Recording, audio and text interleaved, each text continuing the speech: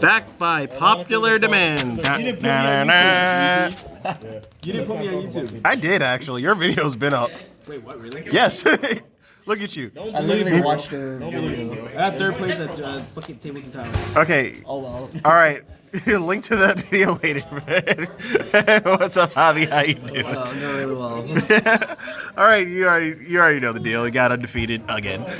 Again? People, yes, again. Again. Thank you. As he is. So, basically, as people like unironically have been commenting, they want to see updates of the deck. So, anything you'd like to say, do, and or add?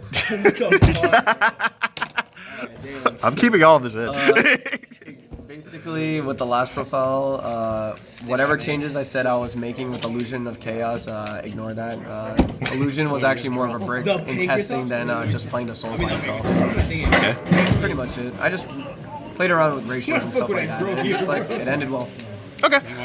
What's it called? But yeah, today was last format, you know, it was like last day before we get Cybernetic Horizon, so I just wanted to test the deck out to see what it would be like for the next format, even though, yeah, matchups will be different with the support and stuff, but we'll figure things out as we go along, but this was a lot of fun today, and yeah, we went undefeated. Nice. All right. You want to get in profile? Or? We sure can. All right. Let's do it. Alright, starting with the main deck, I'm going to go off with each engine at a time. Our main normal summon of the deck was Nightmare Corruptor Ibli. I just played 2 and 2. I'm probably going to switch out the last mining for the third Ibli, just so I don't have to like discard too much. But you do plus a lot in this deck, and just giving this to your opponent is just really nice because you lock them out of evenly with the combo, as well as just like hand tricks like Nibiru, Imperm, stuff like that. So it's like it's really nice in that sense. It's not meant for like, yeah, everyone hates the card because it stuns, but it's like the whole purpose is that you're giving a monster to your opponent, not because it's stunning them, but it's just like an added value. Makes sense.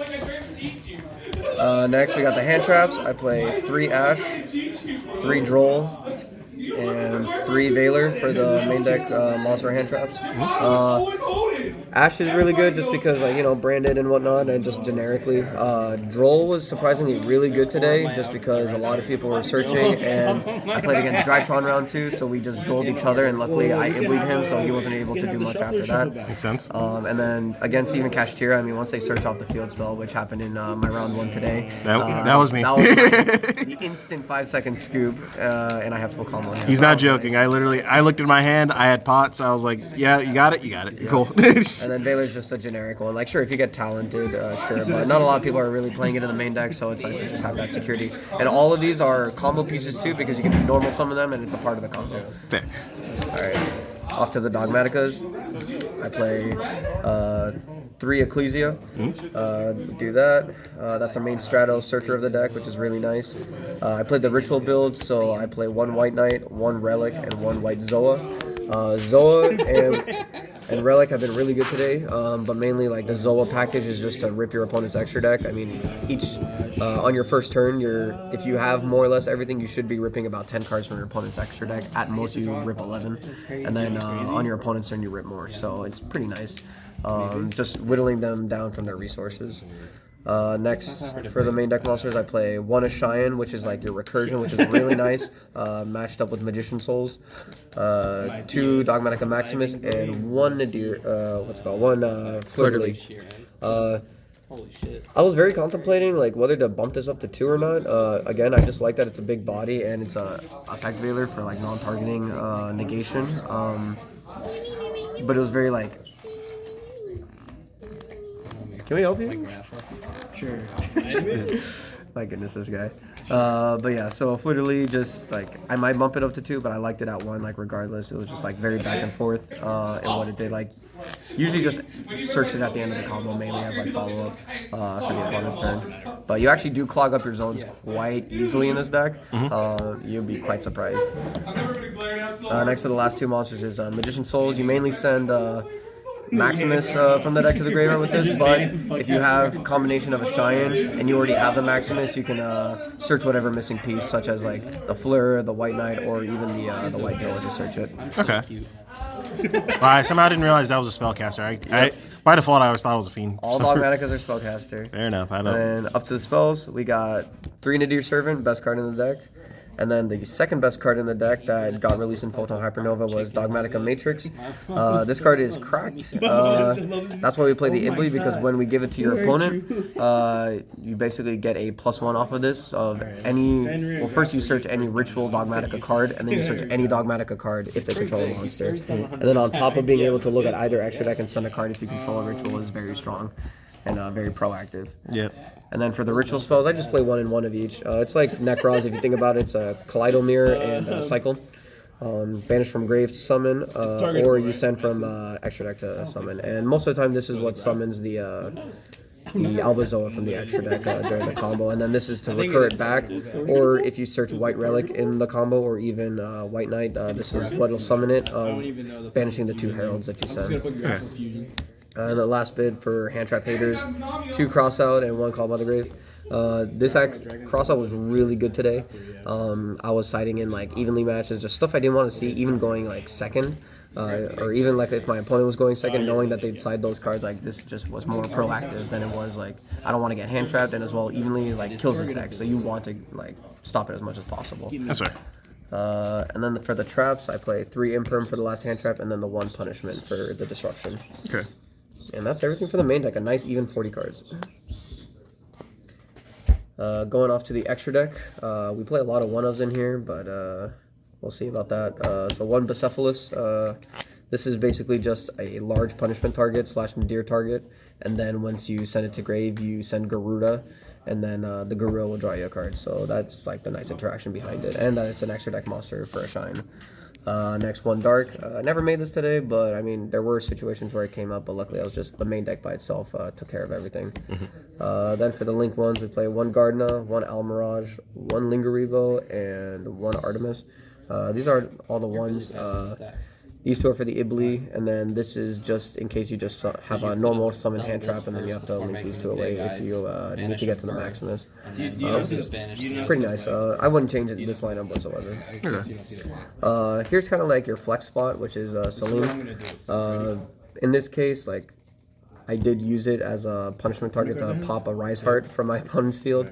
But other than that, it really, like, you could go into it, but luckily, because your main deck monsters are so big, Zoa's 4,000, Relic can copy its attack and, like, go to 45, and then you have Fleur de Lis, like, they're all big bodies, but this is just, like, if you have to go into the grind game. But I'm probably going to take this out for something else that's going to be coming out in Cybernetic Access Storm. Correct. Cyberstorm Access. Oops. It's all good. Next up, we play 2 Heralds to search for all your ritual stuff. 2 Entis for disruption. 2 Garuda to draw a card. 1's for the Bucephalus, and 1 is to send by itself to draw a card. And then this Quintet Magician will be replaced by Lilith in the next set. This is just better. Kind of like an extra Titanic Lad during the end phase for your spellcasters. So that's what this will be replaced with, but this is mainly for the Albazoa target. And then the 1 Titanic Lad. Generic. Makes sense. Not off that, you send Birth off of the Rise. And then for the side deck, I have played 1 Pankratops, 2 Lancia, just for the monsters. Against Cash, I didn't want to be evenly, as well as I didn't want them to really like go too far in their combo. So Lancia just ended up being very good. Next, 2 evenly matched. Just cross out targets / just seeing it was really good today, especially against like trap decks and like stuff that like sets 5 and anything like that. Like I just wanted to make sure I had a good going second card against those like rogue matchups. Makes sense. But and then 2 Ultimate Slayer. This was mainly just for branded / like anything with synchros, which is really nice. Next, I play 2 Thrust, 1 Tactic. Pretty much, I mean, this ratio went really well. Funny enough, in Game 3, in the finals against Kashtira, he made me go first. And I was like, wait, I sided all my going second cards in. And I was like, uh-oh. I opened Thrust as well as, like, full combo. But he, when I ripped his extra deck apart, he sent Garuda to draw a card. And I was like, that was perfect because I almost sided out my Dogmatica punishment. And since I didn't and kept it in the deck, I was able to activate Thrust and just have that as my interruption. Okay. And that pretty much is what won me the match. Next up for going first cards, we have Terraforming and 2 Secret Village. Really good. against like spell-based decks like Branded, Drytron, stuff like that. You just want them on the side so you can shift their meat. So yeah, you just side this to lock them out because people are going to be playing Dark Ruler no more in the next format probably for like Super Heavy Samurai and like those combo-based decks. So this is going to lock them out really well. And then for the last 2 thrust targets, I played 1 Duster, 1 Chain of Heart. Yeah, I drew this against an Altergeist player in round 3. This was really good, so I blew them out with that. And then the Change of Heart is just a generic like take their card. Yeah. So that's everything for the main deck, side and extra. So. That's crazy. Any questions, my good man? Well, it seems like you answered like 2 of them I was going to ask anyway. It was basically going to be was there anything you'd like to change? Anything you want to see? Anything you're hyped for actually? I'm very hyped for the next set. I will be testing the Super Heavy Samurai, but when it comes to Dogmatica, which is still going to be a very strong deck, I mean, Lilith is like the card we needed actually. Like it causes so many like nice interactions with Lilith because you can either summon like Clem, and then if you play the 1 Albion, which is probably what's going to get taken out for the Celine slot, you can play 1 Branded in red, and then you can actually end up with giving them Ibli as well as being able to summon up to between 1 and 2 Masquerades, one during your end phase and 1 during your opponent's draw phase. And so they're going to be paying cost for that effect, and then just in general, it's just going to be like really good. Or you can like, if you want to like play different techs, you can play like Cartesia, you can play Iris Sword Soul, which a lot of people are doing because of just because it's a nice like just a nice interaction basically. I mean, like you can draw cards, you can zero things out, you can pop cards, so it's really good as an extender. And I'm just really excited for the next format, honestly. Like Nats and YCS Philly are going to be a nice time. Yeah, it's going to be fun. Like we're going to be testing a lot. But again, thank you again so much. It's been a pleasure.